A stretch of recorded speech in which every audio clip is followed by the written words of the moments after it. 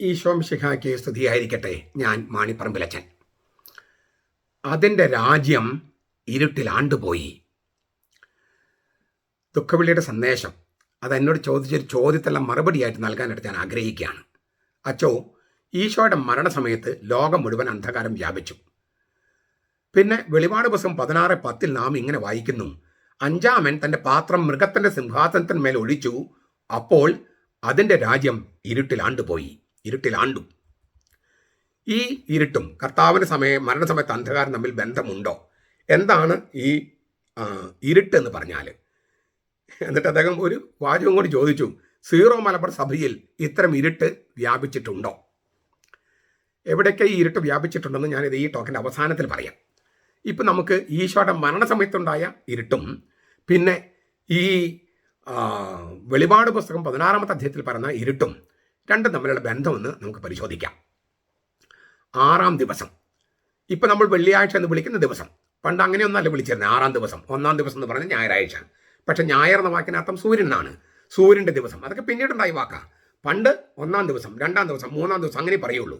അപ്പോൾ 6-ാം ദിവസം, ഇപ്പോൾ നാം വെള്ളിയാഴ്ച എന്ന് വിളിക്കുന്ന ദിവസം, നമ്മുടെ കർത്താവിൻ്റെ മരണം നടന്ന ദിവസം, സ്ലീവാ മരണം, കുരിശിലെ മരണം നടന്ന ദിവസം, നട്ടുച്ചയ്ക്ക് സൂര്യൻ അസ്തമിച്ചു. മർക്കോസിന്റെ സുവിശേഷം പറയുന്നത് 6 മണിക്കൂർ മുതൽ 9 മണിക്കൂർ വരെ, അതായത് ഉച്ചയ്ക്ക് 12 മണി മുതൽ വൈകിട്ട് 3 മണി വരെ ഭൂമി മുഴുവൻ അന്ധകാരം വ്യാപിച്ചു. നട്ടുച്ചയ്ക്ക് അന്ധകാരം. സൂര്യഗ്രഹണമായിരുന്നുവെന്ന് ലൂക്കാസ് ഒരു സൂചന നൽകുന്നുണ്ട്. ലൂക്കാസ് 23:45. ഭൂമി മുഴുവൻ എന്ന പരാമർശത്തെ യഹൂദായിലെ ഭൂമി മുഴുവൻ എന്നാണ് മനസ്സിലാക്കേണ്ടത്. അല്ലാണ്ട് ഇപ്പം നമ്മൾ കാണുന്ന ഭൂമി മുഴുവൻ എന്നല്ല, യഹൂദായിലെ ഭൂമി മുഴുവൻ. ഈ അന്ധകാരത്തിന് പല ധ്വനികളും പല തട്ടുകളിലും അർത്ഥങ്ങളുണ്ട്. ഞാൻ ചിലത് സൂചിപ്പിക്കാം. കർത്താവിൻ്റെ ശത്രുക്കളെ കാട്ടിക്കൂട്ടിയ ക്രൂരതയുടെ നേർക്ക് സർവ്വസൃഷ്ടിയും അന്ധകാരത്തിൻ്റെ ഇങ്ങനെ മൂടി വിരിയിട്ട് പ്രതിഷേധം പ്രകടിപ്പിക്കുകയാണ് എന്നാണ് ഒരു വ്യാഖ്യാനം. അതിനാൽ സുറിയാനിൽ ഈ ദിവസത്തിന് പുതിയൊരു പേരുണ്ട്. അറൂഫ്ത എന്നാണ് ആ വാക്ക്. സൂര്യാസ്തമയം എന്നാണ് അതിനർത്ഥം. അറൂഫ്ത എന്ന് പറഞ്ഞാൽ അറൂവ്ത എന്ന് പറഞ്ഞാൽ സൂര്യാസ്തമയം എന്നാണ് അർത്ഥം. കർത്താവിന് ശത്രുക്കൾ കാട്ടിക്കൂട്ടിയ ക്രൂരത നേർക്ക് സർവ്വസൃഷ്ടിയും അന്ധകാരത്തിൻ്റെ ഈ വിരി ഇട്ട് മറയ്ക്കുകയാണ്, പ്രതിഷേധം പ്രകടിപ്പിക്കുകയാണ്. ചരിത്രപരമായി മറ്റൊരർത്ഥമുണ്ട്. പാലസ്തീനയിൽ ഇടയ്ക്കിടെ ഉണ്ടാകാറുള്ള മണൽക്കാറ്റ് ആ പ്രദേശത്തെ അന്ധകാരത്തിൽ ആഴ്ത്താറുണ്ട്. ഇപ്പോൾ ഈ ഗൾഫ് രാജ്യങ്ങളൊക്കെ ജീവിക്കുന്നവർക്ക് പെട്ടെന്ന് മനസ്സിലാകും. ചരിത്രത്തിൽ സംഭവിച്ച ഈ അന്ധകാരത്തെ സുവിശേഷകന്മാർ വേദഗ്രന്ഥത്തിന്റെ കാഴ്ചപ്പെട്ടതാണ് വ്യാഖ്യാനിച്ചത്. കർത്താവ് ഭൂമിയെ സന്ദർശിക്കുമ്പോൾ ഉണ്ടാകുന്ന പ്രാപഞ്ചിക അടയാളങ്ങളെക്കുറിച്ച് യോവേൽ പ്രവാചകൻ പ്രവചിച്ചതാണ് നമ്മുടെ സ്മരണയിൽ ആദ്യം വരിക. ഭൂമി കുലുങ്ങുന്നു, ആകാശം വിറകൊള്ളുന്നു, സൂര്യചന്ദ്രന്മാർ ഇരുണ്ടു പോകുന്നു. ജോയേല് 2:10, യെശയ്യാ 13:10 കാണാം. ദൈവം ഭൂമിയെ സന്ദർശിക്കുകയാണ് യേശുവിൻ്റെ മരണത്തിലൂടെ. ഞാൻ ഈ 4-ാമത്തെ കാസ കുരിശിൽ എന്ന് പറഞ്ഞിട്ടുള്ള ഇന്നൊരു വീഡിയോ ചെയ്തിട്ടുണ്ട്. അപ്പോൾ നിങ്ങൾക്ക് മനസ്സിലാകും, അത് കണ്ടു കഴിഞ്ഞാൽ കുറച്ചുകൂടി മനസ്സിലാകും.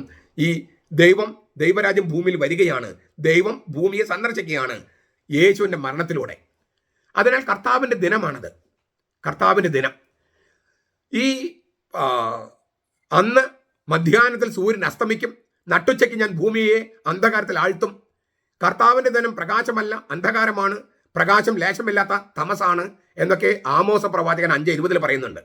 അതെ, കർത്താവാണ് കാർത്തികയെയും മകയിരത്തെയും സൃഷ്ടിക്കുകയും കൂരിരുട്ടിനെ പ്രഭാതമായി മാറ്റുകയും പകലിനെ രാത്രിയാക്കി മാറ്റുകയും ചെയ്യുന്നതെന്ന് ആമോസ് വീണ്ടും പറയുന്നു 5:8. അവനിപ്പോൾ പകലിനെ ഇരുട്ടാക്കി മാറ്റുന്നു. ദൈവം ഇപ്പോൾ പകലിനെ ഇരുട്ടാക്കി മാറ്റുന്നു, പിന്നീട് ഇരുട്ടിനെ പ്രകാശമായി രൂപാന്തരപ്പെടുത്തും. അതാണ് അവൻ്റെ ഉത്ഥാനം. അപ്പോൾ ഈ അന്ധകാരം പിന്നെ വെളിച്ചം, ഇതൊക്കെ ദൈവത്തിൻ്റെ സൃഷ്ടിയാണ്. ഇപ്പം അന്ധകാരം സൃഷ്ടിക്കുന്നു, ഇനി അവൻ അന്ധകാരത്തിൽ പ്രകാശത്തെ സൃഷ്ടിക്കും, അവൻ ഉത്ഥാനം ചെയ്യും. അപ്പോൾ വെളിച്ചത്തിൻ്റെ മേലും ഇരുട്ടിൻ്റെ മേലും പരമാധികാരമുള്ള കർത്താവാണ് ദൈവമെന്നും ആ ദൈവമാണ് കുരിശിൽ ഇപ്പോൾ തൂങ്ങിക്കിടക്കുന്നതെന്നും സൂചിപ്പിക്കുകയാണ് അന്ധകാരവും പിന്നീട് വെളിച്ചമൊക്കെ സൃഷ്ടിക്കുന്നതിലൂടെ. ഇതാണ് രണ്ടാമത്തെ ഒരു പൊരുൾ. ചരിത്രപരമായി സാധ്യതയുള്ള ഒരു സംഗതിയാണത്. മൂന്നാമതൊരു പൊരുളുണ്ട്. പാപത്തിലുള്ള ദൈവിക ശിക്ഷയായി പഴയ നിയമം അന്ധകാരത്തെ വീക്ഷിക്കുന്നുണ്ട്. പുറപ്പാട് 10-ാമത്തെ അധ്യായം 21 മുതൽ 23 വരെ, യെശയ്യാ 13, 10, 11, 10, 11 വാക്യങ്ങൾ, ആമോസ് 8, 9, മത്തായിയുടെ സുവിശേഷം 27, 45 അങ്ങനെ ഒരു സൂചനയുണ്ട്. നട്ടുച്ച മുതൽ ഉച്ച കഴിഞ്ഞ് 3 മണി വരെ അന്ധകാരമാണ്. തന്റെ ശത്രുക്കളെയും പാപികളെയും ദൈവം ശിക്ഷിക്കുന്ന കർത്താവിന്റെ ദിനത്തില് നട്ടുച്ചയ്ക്ക് സൂര്യൻ അസ്തമിക്കുമെന്നും പട്ടാപ്പകൽ ഭൂമി ഇരുട്ടിലാക്കുമെന്നും അന്ന് ഏകജാതനെ കുറിച്ചുള്ള വിലാപം പോലെ ഉണ്ടാകുമെന്നും പ്രവചനമുണ്ട്. ആമോസ് 8-ാമത്തെ അധ്യായം 8 മുതൽ 8, 10 വാക്യങ്ങൾ. ഈ പ്രതിഭാസങ്ങളെ സ്മരണയിൽ കൊണ്ടുവരുന്ന കാര്യങ്ങളാണ് യേശു മരിക്കുമ്പോൾ ഉണ്ടാകുന്നത്.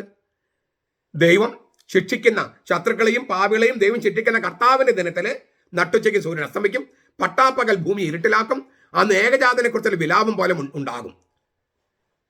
ഇതൊക്കെ യേശു മരിക്കുമ്പോൾ സംഭവിക്കുകയാണ്. കർത്താവിന്റെ ദിനമാണത്. കർത്താവ് ഭൂമിയെ പാപികളെ ശത്രുക്കളെ ശിക്ഷിക്കുകയാണ്. ആ ശത്രു എന്ന് പറയുന്നത് സാത്താനും, പാപികൾ എന്ന് പറഞ്ഞാൽ സാത്താൻ അനുസരിക്കുന്നവരുമാണ്. പ്രതീകാത്മകമായിട്ട് വിശുദ്ധ സിപ്രിയാൻ വ്യാഖ്യാനിക്കുന്നത് വേറെ അടുത്തൊരു പൊരുളാണ്. സ്രഷ്ടാവിന്റെ മരണത്തിൽ സൃഷ്ടി അനുഭവിക്കുന്ന ക്ലേശങ്ങളാണ് ദുഃഖവെള്ളിയിലെ പ്രതിഭാസങ്ങൾ. യേശുവിന് ശത്രുക്കളുടെ കുറ്റകൃത്യം കാണാതിരിക്കാനായി തന്റെ രശ്മികൾ പോലും സൂര്യൻ പിൻവലിക്കുന്നുവെന്നാണ് വിശുദ്ധ സിപ്രിയാൻ പറഞ്ഞത്. അതൊരു പ്രതീകാത്മക അർത്ഥത്തിൽ. അപ്പൊ ഞാൻ ചരിത്രം പറഞ്ഞു, ദൈവശാസ്ത്രം പറഞ്ഞു, പ്രതീകാത്മക അർത്ഥം പറഞ്ഞു. ഇനി ഇതിനെ കുറെ ഈ ലാക്ഷണിക വ്യാഖ്യാനങ്ങളുണ്ട്, അലിഗോറിക്കൽ, വളരെ മനോഹരമാണ്. പ്രത്യേകിച്ചും സുറിയാനി പാരമ്പര്യത്തിൽ ആദാമിന്റെ പാപം സംഭവിച്ചതും 6-ാം ദിവസമാണെന്നാണ് പാരമ്പര്യം. 6-ാം ദിവസമാണ് ആദ്യ മാതാപിതാക്കൾ പാപം ചെയ്തത്. 6-ാം ദിവസം സൃഷ്ടിക്കപ്പെട്ടവനാണ് മനുഷ്യൻ. ആ 6-ാം ദിവസം സൃഷ്ടിക്കപ്പെട്ട മനുഷ്യൻ ആദാം പാപം ചെയ്ത് ദൈവത്തോട് മറുതലിച്ചതും അതേ ദിവസമാണ്, 6-ാം ദിവസം. ഇപ്പൊ നമ്മൾ വെള്ളിയാഴ്ച എന്ന് പറയുന്നത്. ആദാമിന്റെ ആദ്യ പാപത്തിന്റെ ഘോരത നിമിത്തം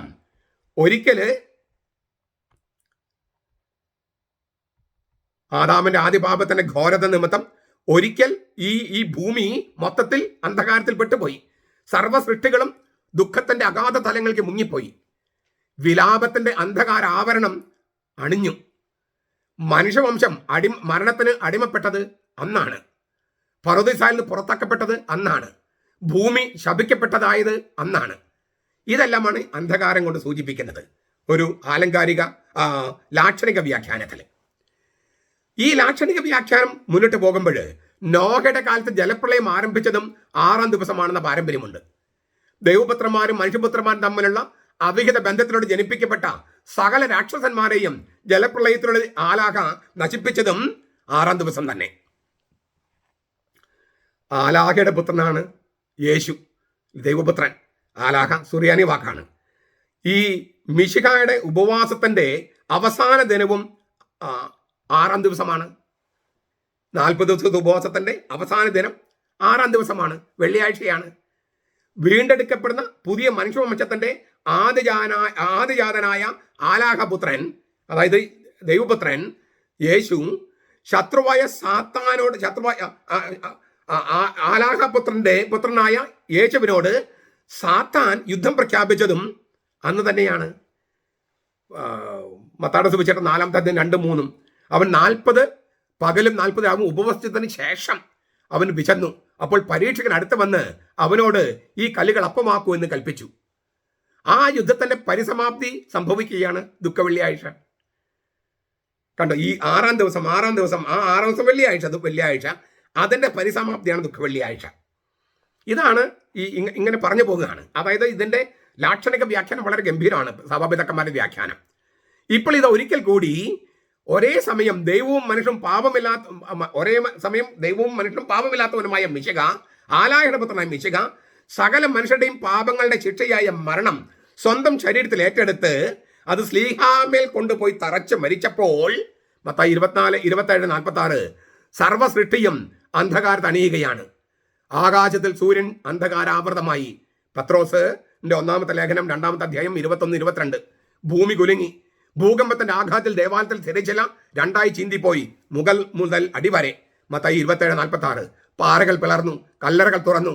നിദ്ര പ്രാപിച്ച വിശുദ്ധന്മാരുടെ ശരീരങ്ങൾ പലതും ഉയർത്തെഴുന്നേറ്റു. അവന്റെ പുനരുത്ഥാനത്തിന് ശേഷം കല്ലറകൾ വിട്ട് വിശുദ്ധ നഗരത്തിൽ ചെന്ന് പലർക്കും പ്രത്യക്ഷപ്പെട്ടു. മത്തായിയുടെ സുവിശേഷം 27, 51, 53. ഇതേക്കുറിച്ച് ഒരു വീഡിയോ ഞാൻ മുമ്പ് ചെയ്തിരുന്നു. അതൊന്ന് വീണ്ടും ഞാൻ ഇടുന്നുണ്ട്. അത് വളരെ പ്രസക്തമാണ്. ആ സമയത്ത് പാടിയ പാട്ടാണ് ഈ യേശു മരിച്ച് പാതാളത്തിലേക്ക് ഇറങ്ങിയപ്പോൾ ആദാമിൻ്റെ നേതൃത്വത്തിൽ പാടിയ പാട്ടാണ് സർവാധിപനം കർത്താവെ. അപ്പോഴാണ് ദേവാലയവിരി തുറക്കുന്നത്. ഈ ദേവാലയവിരി വേണ്ട, അങ്ങോട്ട് തിരിയണ്ട ഇങ്ങോട്ട് തിരിയണ്ട എന്നുള്ള വലിയ തർക്കങ്ങളൊക്കെ നടക്കുന്നതിന് കാരണം തിരുവചനങ്ങൾ അറിയാത്തത് കൊണ്ടാണ്. അതുകൊണ്ട് തിരുവചനങ്ങളുടെ വിശ്വസ്തത പുലർത്തുന്നവർ ഇതൊക്കെ ഉണ്ടാക്കും. ഇതൊന്നും ചങ്ങനാശ്ശേരിക്കാരുടെ അല്ല. ചങ്ങനാശ്ശേരിക്കാരല്ല മത്തായിയുടെ സുവിശേഷം എഴുതിയത്. ചങ്ങനാശ്ശേരിക്കാരല്ല മർക്കോസിന്റെ സുവിശേഷം, ലൂക്കാസിന്റെ സുവിശേഷം എഴുതിയത്. തിരുവചനങ്ങൾ അടിസ്ഥാനത്തിലാണ് സുറിയാനി പാരമ്പര്യം രൂപപ്പെട്ടത്. ആ പാരമ്പര്യങ്ങളാണ് ഈ പറയുന്നത്. അത് നമുക്ക് നഷ്ടപ്പെട്ടു, പല കാരണങ്ങൾ കൊണ്ട്, ചരിത്രപരമായ കാരണം നഷ്ടപ്പെട്ടു. അത് വീണ്ടെടുക്കണമെന്നാണ് ചങ്ങനാശ്ശേരി പറയുന്നത്. അതാണ് വേണ്ടതും. ചങ്ങനാശ്ശേരി ആയതുകൊണ്ടല്ല, നമുക്ക് തിരുവചനങ്ങളെ അടിസ്ഥാനപ്പെട്ട് നമ്മുടെ സഭാപിതാക്കന്മാർ രൂപപ്പെടുത്തിയ തനത് പാരമ്പര്യം ദൈവശാസ്ത്രപരമായി ഇത്രമാത്രം ആഴമേറിയ ഒരു പാരമ്പര്യം മറ്റൊന്നില്ല. അത് വീണ്ടെടുക്കുക നമ്മൾ ചെയ്യണേ. അല്ലാതെ നമ്മൾ ലത്തീൻകാർക്ക് വിരുദ്ധമായ കാര്യങ്ങൾ നമ്മൾ പുതുതായിട്ട് ഉണ്ടാക്കി ആവിഷ്കരിക്കുകയല്ല. നമുക്ക് നഷ്ടപ്പെട്ടു പോയത് 2000 വർഷങ്ങളിൽ നമ്മൾ ഉണ്ടാക്കി വന്നത് ഉദയംപുര സൂനദോസോട് നഷ്ടപ്പെട്ടു. പിന്നെ നമ്മൾ തിരിച്ചെടുക്കാൻ ശ്രമിച്ചു. അപ്പോഴും ഒരുപാട് പ്രശ്നങ്ങൾ. ചരിത്രം നോക്കിക്കഴിഞ്ഞാൽ നമ്മളെപ്പോലെ പീഡിപ്പിക്കപ്പെട്ട ഒരു സഭയില്ല. ഇങ്ങനൊരു സഭ നിലനിൽക്കുന്നത് തന്നെ വലിയൊരു അത്ഭുതമാണ്. അതും ഈ തലപ്പത്തുള്ളവർക്ക് ഈ പാരമ്പര്യങ്ങളൊന്നും അറിയാതെയും ഈ സഭ ഇങ്ങനെ നിലനിൽക്കുന്നു എന്നുള്ളത് വലിയൊരു ഭാഗ്യം തന്നെയാണ്. കർത്താവ് നമ്മെ ശരിക്കും സംരക്ഷിച്ചിരിക്കുക അൽമായറിലൂടെ. തീർച്ചയായിട്ടും ചില മെത്രാന്മാരൊക്കെ അതിന് വഴി വെട്ടി തന്നിട്ടുണ്ട്. അവരൊന്നും നമ്മൾ മറക്കുന്നില്ല. പക്ഷെ ഇപ്പൊക്കെ ആ വഴിയൊക്കെ മൂടിയിട്ട് വേറെ വഴി വെട്ടാൻ വേണ്ടി നടക്കുന്ന ആളുകളുമുണ്ട്. നമുക്ക് എന്ത് ചെയ്യാൻ പറ്റും? ഈ മാർ അപ്രയം എന്ന് പറയുന്ന പൗരസ്ത്യ സഭയിലെ വലിയ സഭാപിതാവായ അപ്രയം പറയുന്നത് ഒരു ലാക്ഷണിക വ്യാഖ്യാനമാണ്. മാംസബുക്കുകളായ മൃഗങ്ങളോ പറവകളോ ആ ദിവസം മാംസം ഭക്ഷിക്കാറില്ല എന്നും ശവം തേടിപ്പോകാറില്ലെന്നും അദ്ദേഹം പറയാണ്. സ്ലീവാമേൽ വിരിഞ്ഞ് കിടന്നതായ കർത്താവിൻ്റെ പരിശുദ്ധ ശരീരത്തോടുള്ള ബഹുമാന സൂചകമായിട്ടാണ് ആ സൃഷ്ടികൾ അങ്ങനെ ചെയ്യുന്നതെന്നും വിശുദ്ധൻ കൂട്ടിച്ചേർക്കുന്നു. അങ്ങനെ 6-ാം ദിവസം നസ്രാണികൾ മാംസം ഭക്ഷിക്കാറില്ല എന്ന വിശുദ്ധ പതിവ് ഉടലെടുത്തു. സ്ലീഹന്മാർ ഇത് കാനോൻ മുഖാന്തരം കൽപ്പിച്ചു. ഡിഡാക്കെയാണ് ഉദ്ദേശിക്കുന്നത്. 1-ാം നൂറ്റാണ്ടിൻ്റെ അവസാനത്തിൽ എഴുതപ്പെട്ട, ക്രിസ്തുവർഷം 100 എഴുതപ്പെട്ടതാണ് ഈ 12 അപ്പസ്തലന്മാരുടെ പ്രബോധനങ്ങൾ എന്നറിയപ്പെടുന്ന ഡിഡാക്കെ. 4-ാം ദിവസം, അതായത് ബുധനാഴ്ച, നാം ബുധനാഴ്ച എന്ന് വിളിക്കുന്ന 4-ാം ദിവസം, അതും നോമ്പിന്റെ ദിവസമായിട്ടാണ് ഡിഡാക്കയിൽ പറയുന്നത്. കാരണം അന്നാണ് യഹൂദ മത നേതൃത്വം കൂടിയാലോചന നടത്തി ഈശോയെ കൊല്ലാനുള്ള അന്തിമ തീരുമാനത്തിലേക്ക് എത്തുന്നത്. യൂദാസ് കറിയത്തുമായി തീരുമാനം ഇല്ല, അവർ പറഞ്ഞൊപ്പിച്ചു. 30 വെള്ളിക്കാശിന് ഗുരുവിന് ഒറ്റുകൊടുക്കാൻ അവൻ സമ്മതിച്ചു. അവർ പറഞ്ഞൊത്തു. അതെല്ലാം സംഭവിച്ചത് ബുധനാഴ്ചയാണ്. അതുകൊണ്ട് ബുധനാഴ്ചയും നോമ്പിന്റെ ദിവസമായിട്ട് അവതരിപ്പിക്കുന്നു. ഡിഡാഹെ ഈ ബുധനും പിന്നെ വെള്ളിയും നോമ്പിന്റെ ദിവസമായിട്ട്, അതായത് മാംസം കഴിക്കാത്ത ദിവസങ്ങളായിട്ട് ചിത്രീകരിക്കാൻ കാരണം ഇതാണ്. ഇനി അപ്പോൾ ഇതാണ് ഇരുട്ടും, അതായത് കർത്താവിൻ്റെ മരണവുമായിട്ട് ബന്ധപ്പെട്ട ഇരുട്ടിൻ്റെ അർത്ഥം ഇതാണ്. ഈ ഇരുട്ടിനോട് ബന്ധപ്പെട്ടതാണോ വെളിപാട് പുസ്തകം സൂചിപ്പിക്കുന്ന ഇരുട്ട്? ഇതാണ് എന്നോട് ചോദിച്ച ചോദ്യം. രാജ്യം മുഴുവൻ ഇരുട്ടിൽ ആണ്ട് പോകുന്നത് മാലാഖ ഭീകര മൃഗത്തിൻ്റെ സിംഹാസനത്തിൽ ക്രോധ കലശം ചൊരിഞ്ഞപ്പോഴാണ്. അപ്പം ഇതാണ് എന്താണ് ഇങ്ങനെ? അവിടെയും ഇരുട്ട് തന്നെയാണ്. ആ വചനം വെളിപാട് പുസ്തകത്തിൽ 16:10 ഞാൻ തർജ്ജമ ചെയ്യുക എങ്ങനെയാണ്? അഞ്ചാമത്തെ മാലാഖ, 5-ാമൻ തൻ്റെ കലശം, പാത്രം എന്ന് കലശമാണത്. കലശം എന്ന് പറഞ്ഞാൽ ധൂപക്കുറ്റി, ലിറ്റർജിക്കലായിട്ട് ഉപയോഗിക്കുന്ന ഒരു സംഗതിയാണത്. ഭീകര മൃഗത്തിൻ്റെ സിംഹാസനത്തിൽ ഒഴിച്ചു എന്നാണ് വേണ്ടത്. അപ്പോൾ അതിൻ്റെ രാജ്യം ഇരുട്ടിലാണ്ട് പോയി. അപ്പോൾ ഞാൻ വചനം ഒന്നുകൂടി പറയാം. വെളിപാട് 16:10 ഞാൻ തർജ്ജമ ചെയ്യുന്ന വിധം: 5-ാമൻ തൻ്റെ കലശം ഭീകര മൃഗത്തിൻ്റെ സിംഹാസനത്തിന്മേൽ ഒഴിച്ചു, അപ്പോൾ അവൻ്റെ രാജ്യം ഇരുട്ടിലാണ്ടുപോയി. എന്തുകൊണ്ടാണ് കലശമെന്നും ഭീകര മൃഗമെന്നും ഞാൻ പറയുന്നത്? ഈ 5-ാമത്തെ മാലാഖ ക്രോധ കലശമാണ് കയ്യിൽ പിടിച്ചിരിക്കുന്നത്, ദൈവക്രോധത്തിൻ്റെ കലശം. 5-ാമത്തെ അധ്യായം, വെളിപാട് ദിവസം 5-ാമത്തെ അധ്യായം, അവിടെ 5-ാമത്തെ അധ്യായം 8-ാമത്തെ വാക്യത്തിൽ ഇതേ വാക്ക് ഉപയോഗിച്ചിരിക്കുന്നത് ധൂപക്കുറ്റിക്കാണ്. അതായത് സ്വർഗത്തിൽ ലിറ്റർജിയിൽ ഉപയോഗിക്കുന്ന ധൂപക്കുറ്റി, അതാണ് കലശം. സുഗന്ധവർഗം നിറഞ്ഞ ഇല്ലേ, നമ്മൾ ഇപ്പം കുന്തിരിക്കം ഇടുന്ന ഇതിരുന്ന പൊൻ കലശമാണ്. ദൈവത്തിൻ്റെ ക്രോധം പരിശുദ്ധവും നീതിയും സിംഹാസനത്തിൽ നിന്ന് പുറപ്പെടുന്നതുമാണ്, ദൈവിക സിംഹാസനത്തിൽ പുറപ്പെടുന്നതുമാണ് എന്നാണ് അതിൻ്റെ അർത്ഥം. പരിശുദ്ധമാണ് ദൈവത്തിൻ്റെ ക്രോധം, നീതിയാണ് ദൈവത്തിൻ്റെ ക്രോധം. അതിങ്ങനെ നമ്മൾ ദേഷ്യപ്പെടുന്നുള്ള ദേഷ്യമല്ലത്. അതുകൊണ്ടാണ് ലിറ്റർജിയിൽ ഉപയോഗിക്കുന്ന കലശം തന്നെ ഉപയോഗിച്ചിരിക്കുന്നത് ക്രോധത്തിൻ്റെ കലശം. ക്രോധം ചൊരിയാനായിട്ട് പാത്രമല്ല, കലശമാണ്, പൊൻകലശം. 2, ഭീകര മൃഗം. അതൊരു മൃഗമല്ല, മറിച്ച് മനുഷ്യനാണ്. ഈ മൃഗം എന്നതിന് വന്യമൃഗം, ഇപ്പം നമ്മൾ സിംഹം, കടുവ, അതിനൊക്കെ ഉപയോഗിക്കുന്ന ഗ്രീക്ക് വാക്ക് സോൺ എന്നാണ്. സോൺ. നമ്മൾ സൂ എന്ന് എഴുതില്ലേ, സൂ ഇസഡ് ഓ ഇസ്, അത് വരുന്ന ഗ്രീക്കിൽ നിന്നാണ്. സോൺ എന്നാണ് വന്യമൃഗങ്ങൾക്കുള്ള വാക്ക്. ഇവിടെ ആ വാക്കല്ല ഉപയോഗിച്ചണേ. വന്യമൃഗമെന്നോ മൃഗമെന്നോ അല്ല ഉള്ള വാക്കല്ല, മറിച്ച് തേരിയോൺ എന്നാണ്. തേരിയോൺ ഭീകരമൃഗം എന്നാണ് അർത്ഥം. അതായത് വികൃത ജന്തു. ഭീകരമൃഗമെന്നോ അല്ലെങ്കിൽ വികൃത ജന്തു എന്ന് പറയണം. അത് ഒരു മനുഷ്യനാണ്. ഈ ഭീകരമൃഗം എന്ന് വിളിക്കുന്നത് ഒരു മനുഷ്യനാണ്. വികൃത ജന്തുവിനെ പോലെ പെരുമാറുന്ന ഒരു മനുഷ്യൻ. അപ്പൊ ഇത് അതുകൊണ്ടാണ് ഞാൻ അങ്ങനെ തർജ്ജമ ചെയ്യണമെന്ന് പറഞ്ഞത്. ഈ ഭീകരമൃഗത്തിന്റെ സിംഹാസനം എന്ന് പറഞ്ഞാൽ ഉഗ്ര സർപ്പത്തിന്റെ, പാമ്പില്ലേ, ആദി സർപ്പം, ആ ആദി സർപ്പത്തിന്റെ ഇരിപ്പിടമാണ്. കടലിൽ നിന്നും കയറി വരുന്ന മൃഗത്തെ, അതായത് റോമാ സാമ്രാജ്യൻ ചക്രവർത്തിയാണ് ചരിത്രപരമായി സൂചിപ്പിക്കുന്നത്. കടലിൽ നിന്നും കയറി വരുന്ന മൃഗം എന്ന് പറയുന്നത് റോമാ സാമ്രാജ്യത്തിന്റെ രാഷ്ട്രീയ നേതൃത്വം, അതായത് റോമ ചക്രവർത്തി. ഈ ഉഗ്ര സർപ്പം, പ്രാചീന പാമ്പ്, അതായത് സാത്താൻ, ഈ സാത്താന്റെ ഇരിപ്പിടത്തിൽ ഈ റോമാ സാമ്രാജ്യത്തിന്റെ ചക്രവർത്തി ഇരുത്തുന്നുണ്ട്. വെളിപാട് ദിവസം 13:2 കാണാമത്. അതാണ് സിംഹാസനം. അതായത് റോമാ സാമ്രാജ്യത്തിന് അധിപൻ ഇരിക്കുന്ന ആ സിംഹാസനമാണ് ഇവിടെ ഉദ്ദേശിക്കുന്ന ഭീകരമൃഗത്തിന്റെ സിംഹാസനം, അല്ലെങ്കിൽ വികൃത ജന്തുവിന്റെ സിംഹാസനം. ഇന്ന് അതിനെന്താ അർത്ഥമെന്ന് ഞാൻ കുറച്ച് കഴിഞ്ഞ് പറയാം. ഞാൻ അന്നത്തെ ചരിത്രം പറയട്ടെ ആദ്യം. ഈ ഭീകരമൃഗത്തിന്റെ സിംഹാസനം, അതായത് സാത്താന്റെ ഇരിപ്പിടമായ ഈ സിംഹാസനത്തിൽ റോമാ ചക്രവർത്തി ഇരിക്കുന്നു. സാത്താന്റെ ഇരിപ്പിടത്തിൽ, ഉഗ്രസർപ്പത്തിന്റെ സിംഹാസനത്തിൽ റോമാ സാമ്രാജ്യത്തിന്റെ അധിപൻ ഇരിക്കുന്നു. ആ സിംഹാസനത്തിന് മേലാണ് 5ാമത്തെ മാലാഖ ക്രോധകലശം ചൊരിയുന്നത്. അപ്പോൾ അവന്റെ രാജ്യം, അതിന്റെ രാജ്യം, ഭീകരമൃഗത്തിന്റെ രാജ്യം, വികൃത ജന്തുവിന്റെ രാജ്യം ഇരുട്ടിലാണ്ടുപോയി. എന്താണ് ചരിത്രപരമായ കാര്യം പറയാം. ക്രിസ്തുവർഷം 68 ജൂൺ മാസം 9-ാം തീയതിയാണ് തന്റെ 30ാമത്തെ വയസ്സിൽ നീറോ ചക്രവർത്തി ആത്മഹത്യ ചെയ്തത്. 30ാമത്തെ വയസ്സിൽ, തന്റെ ക്രിസ്തുവർഷം 68 ജൂൺ 9-ാം തീയതി, എന്നുവെച്ചാൽ വളരെ ചെറുപ്പം, 30 വയസ്സായിട്ടുള്ളൂ, ആത്മഹത്യ ചെയ്തു. അതോടെ ജൂലിയസ് സീസറിന്റെ കുടുംബാധിപത്യം അവസാനിച്ചു. നീറോയുടെ ആത്മഹത്യയിലേക്കും അതിന് പിന്നാലെ റോമാ സാമ്രാജ്യത്തിലുണ്ടായ അരാജകത്വത്തിലേക്കും കൈ ചൂണ്ടിയാണ് രാജ്യം ഇരുട്ടിൽ ആണ്ടുപോയി എന്ന് യോഹന്നാൻ വെളിപാട് പുസ്തകത്തിൽ ചരിത്രപരമായിട്ട് എഴുതുന്നത്. എന്തുകൊണ്ടാണ് നീറോ ആത്മഹത്യ ചെയ്തത്? ആത്മഹത്യ ചെയ്തപ്പോൾ എന്തൊക്കെ സംഭവിച്ചു? ഇത് മനസ്സിലാക്കിയാൽ രാജ്യം ഇരുട്ടിലാണ്ടുപോയി എന്ന അർത്ഥം മനസ്സിലാകും. വളരെ ഉയർന്ന നികുതി നിരക്കായിരുന്നു നീറോ ചക്രവർത്തി റോമാ സാമ്രാജ്യത്തിൽ നടപ്പാക്കിയത്. സ്വപ്ന പദ്ധതിയായ സ്വർണ്ണഗ്രഹം, ഒരു ഗോൾഡൻ ഹൗസ് പുള്ളി പണിയാണ്. സ്വപ്ന പദ്ധതിയാണ് ഗോൾഡൻ ഹൗസ്, സ്വർണ്ണഗ്രഹം. അത് നിർമ്മിക്കാൻ വേണ്ടി ഖജനാവ് മുഴുവൻ കൊള്ളയടിച്ചു. പിന്നെ രാജ്യത്തുണ്ടായ കലാപങ്ങൾ നിയന്ത്രിക്കുന്നതിലും സമ്പൂർണ്ണ പരാജയം. ഇതെല്ലാം കണ്ടപ്പോൾ ഈ കുറ്റങ്ങളെല്ലാം ചാർത്തി നീറോ ചക്രവർത്തിയെ സാമ്രാജ്യത്തിന് ശത്രുവായി റോമൻ സെനറ്റ് പ്രഖ്യാപിച്ചു. എന്നിട്ട് അടിമകളോട് ചെയ്യുന്നത് പോലെ അയാൾ അടിച്ചു കൊല്ലണം, അതായത് മരിക്കുന്നത് വരെ അടിക്കണമെന്നാണ്. അടിച്ചു കൊല്ലണം എന്ന് പറഞ്ഞാൽ beat him to death until, മരിച്ചെന്ന് ഉറപ്പാക്കുന്നത് വരെ അവനെ ചമ്മട്ടി അടിച്ച് കൊല്ലണമെന്ന് റോമൻ സെനറ്റ് കൽപ്പനയിട്ടു.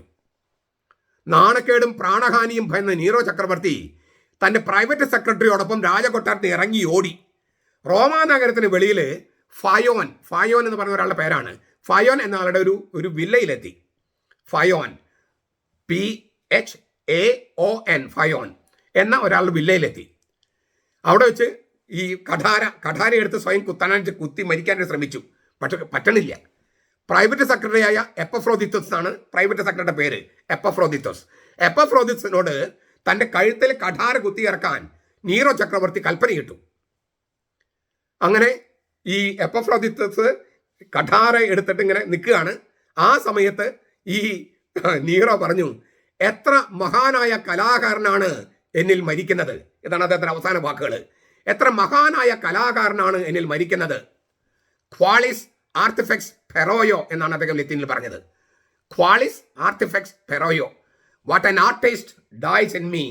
ഇങ്ങനെ അവസാനത്തെ വാക്ക് പറഞ്ഞതും ഈ എപ്പഫ്രോദിത്തോസ് എന്ന നീറോയുടെ സെക്രട്ടറി ഈ നീറോയുടെ കഴുത്തിൽ കഠാര ആഴ്ചതും ഒരേ നിമിഷത്തിലായിരുന്നു. ഈ ഭരണകർത്താവ് എന്നതിനേക്കാൾ ഞാൻ വലിയ കലാകാരനാണ്, അതൊക്കെ ഞാൻ മുമ്പൊരിക്കൽ പറഞ്ഞിട്ടുണ്ട്. സീറോയുടെ നീറോ വീണ വായിക്കുന്നൊക്കെ പറഞ്ഞിട്ട് ഞാനൊരു മുമ്പൊരു വീഡിയോ ചെയ്തിരുന്നു. ഈ തിയേറ്ററിലെല്ലാം അദ്ദേഹം ഇങ്ങനെ പാട്ട് പാടുകയും സ്ത്രീകളെല്ലാം തിയേറ്ററിൽ പ്രസവിക്കേണ്ട ഒരു അവസ്ഥ വരികയും ചെയ്ത കാര്യമൊക്കെ ഞാൻ പറഞ്ഞിട്ടുണ്ട്. അപ്പോൾ വലിയ കലാകാരനാണെന്നാണ് അദ്ദേഹം വിചാരിച്ചിരുന്നത്. പക്ഷേ നാട്ടുകാർക്കത് അറിയില്ലായിരുന്നു, അവരത് അംഗീകരിച്ചില്ല. പക്ഷെ അയാൾ സ്വയം വിചാരിച്ചത് അങ്ങനെ ഞാൻ വലിയ ആളാണെന്നാണ് വിചാരിച്ചത്, വലിയ കലാകാരനാണ്. അതുകൊണ്ടാണ് എത്ര മഹാനായ കലാകാരനാണ് എന്നിൽ മരിക്കുന്നതെന്ന് അവസാന വാക്കായിട്ട് പറഞ്ഞത്.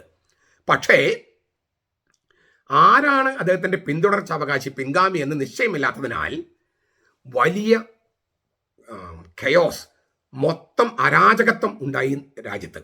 4 പേര് ഞങ്ങളാണ് രാജാവ് എന്ന് പറഞ്ഞ് മുന്നോട്ട് വന്നു. 4 പേര്.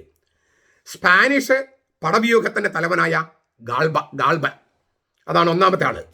ഈ ഗാൾബ എന്ന് പറഞ്ഞ സ്പാനിഷ്, റോമ സാമ്രാജ്യം ഇങ്ങനെ കിടക്കുകയാണ്. അപ്പോൾ സ്പെയിൻ കേന്ദ്രീകരിച്ചുള്ള സൈന്യത്തലവൻ ഗാൾബയാണ്. ഞാനാണ് നീറോയുടെ പിന്തുടർച്ച അവകാശി എന്ന് പറഞ്ഞ് വന്നു. പ്രത്തോറിയൻ കാവൽ സൈന്യത്തിൻ്റെ തലവനായ ഓഥോയാണ് മറ്റൊരാൾ, ഞാനാണ് പിന്തുടർച്ച അവകാശി എന്ന് പറഞ്ഞ് വന്നത്. ഇപ്പോഴത്തെ സ്വിറ്റ്സർലൻഡ് മുതൽ ഫ്രാൻസ് വരെ കിടക്കുന്ന സ്ഥലങ്ങൾ റൈൻ എന്ന് പറയും, റൈൻ ഏരിയ, അവിടുത്തെ അത് നിയന്ത്രിച്ചിരുന്ന വിറ്റേലിയോസ് എന്ന് പറഞ്ഞ ആൾ പറഞ്ഞു ഞാനാണ് പിന്തുടർച്ച അവകാശി. പിന്നെ പാലസ്തീന ഉൾപ്പെടെയുള്ള പൗരസ്ത്യ ദേശങ്ങളിലെ പട്ടാളത്തിൻ്റെ തലവനായിരുന്ന ഫ്ലാവിയസ് വെസ്പാസിയൻ, യഹൂദയുദ്ധം കാലത്ത്, അതൊക്കെ ഞാൻ മുമ്പൊരിക്കൽ വീഡിയോയിൽ പറഞ്ഞിട്ടുണ്ട്, കഴിഞ്ഞ ഞായറാഴ്ച ഓശാനയുമായിട്ട് ബന്ധപ്പെട്ട ഞാൻ പറഞ്ഞിട്ടുണ്ട്. വെസ്പാസിയൻ ആയിരുന്നു യുദ്ധം തുടങ്ങിയത്. വെസ്പാസിയൻ പറഞ്ഞു ഞാനാണ് ഈ നീറോയുടെ പിന്തുടർച്ചാവകാശി എന്ന് പറഞ്ഞിട്ട് ഫ്ലാവിയസ് വെസ്പാസിയൻ കിരീടം സ്വന്തമാക്കാൻ വേണ്ടി അവരുടെ സൈന്യങ്ങൾ പരസ്പരം പോരാടി. ഒരേ സമയം 4 ചക്രവർത്തിമാരുടെ ഭരണമെന്നാണ് ഇത് ചരിത്രത്തിൽ അറിയപ്പെടുന്നത്. ഈ ഗാൾബയെ ഓഥോ കൊന്നുകളഞ്ഞു, ഓഥോയെ വിറ്റേലിയൂസ് കൊന്നുകളഞ്ഞു, വിറ്റേലിയൂസിനെ ഈ വെസ്പാസിയൻ കൊന്നുകളഞ്ഞു. 4 പേരാണല്ലോ പിടി അങ്ങോട്ടും ഇങ്ങോട്ടും ഈ അധികാരത്തിന് വേണ്ടി, കിരീടത്തിന് വേണ്ടിയുള്ള പിടിവലി. ഓരോരുത്തരെ കൊല്ലുകയായിരുന്നു. സ്പാനിഷ് പടവ്യൂഹത്തിൻ്റെ തലവനെ ഗാൾബയെ ഈ പറഞ്ഞ ഇവിടുത്തെ പ്രത്തോറിയൻ കാവൽ സൈന്യത്തിൻ്റെ തലവൻ ഓഥോ കൊന്നുകളഞ്ഞു. ഓഥോയെ സ്വിറ്റ്സർലൻഡ് മുതൽ റൈൻ സാമ്രാജ്യത്തിൽ റൈൻ ഏരിയ പ്രദേശത്തിൻ്റെ തലവനായ വിറ്റേലിയസ് കൊന്നു. വിറ്റേലിയസിനെ പാലസ്തീനെ തൊട്ടുള്ള അവിടത്തെയുള്ള സൈന്യത്തെ നിയന്ത്രിച്ചിരുന്ന വെസ്പാസിയൻ കൊന്നുകളഞ്ഞു. അങ്ങനെ വെസ്പാസിയൻ ചക്രവർത്തിയായിട്ട് അവരോധിക്കപ്പെട്ടു.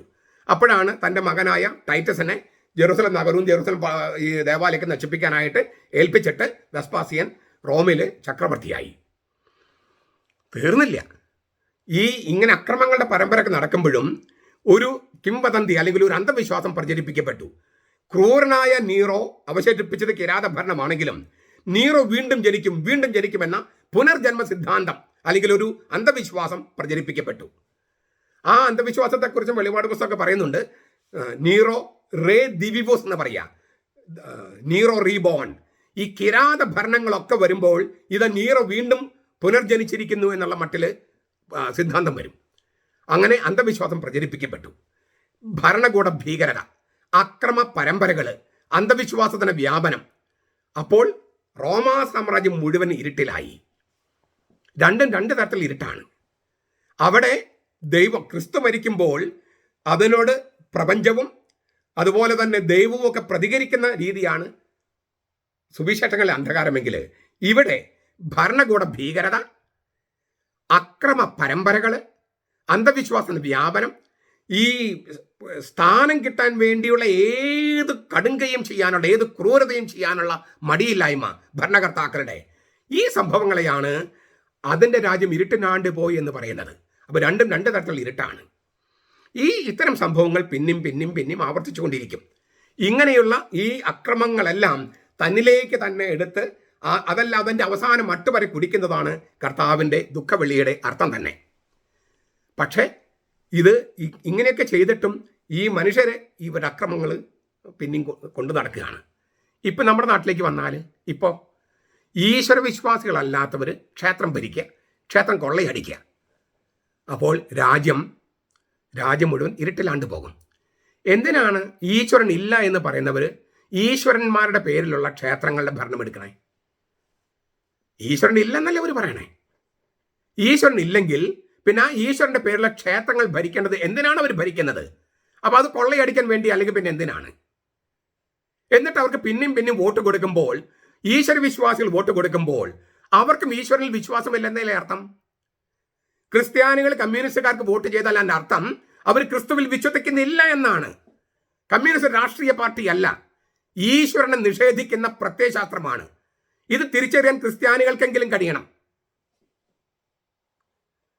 തുടർഭരണം, തുടർച്ചയായ ഭരണം എന്ന മിത്ത്, പുനർജന്മം ഇല്ലേ, വീണ്ടും വരും എന്ന സിദ്ധാന്തം അവതരിപ്പിച്ച് ജനങ്ങളെ കബളിപ്പിക്കാൻ, ജനങ്ങളുടെ നികുതിപ്പണം എടുത്ത് നാട് നീളെ എൻ്റെ തല എൻ്റെ ഫിഗർ എന്ന് പറഞ്ഞ് ജനങ്ങളോട് ചോദിക്കാതെ ജനങ്ങളുടെ പണം കട്ടെടുത്ത് അങ്ങനെ എഴുതി വെക്കുമ്പോൾ രാജ്യമാകെ ഇരുട്ടിലാണ്ട് പോകുകയാണ്. ഒരു പ്രത്യേക മതത്തിലെ വിശ്വാസികൾ രാഷ്ട്രീയ സ്വാധീനം ഉപയോഗിച്ച് ക്രിസ്ത്യാനികളുടെ സ്വത്ത് പിടിച്ചെടുക്കാൻ വേണ്ടി കരിനിയമം ഉണ്ടാക്കുമ്പോൾ രാജ്യം മുഴുവൻ ഇരുട്ടിലാണ്ട് പോകുകയാണ്.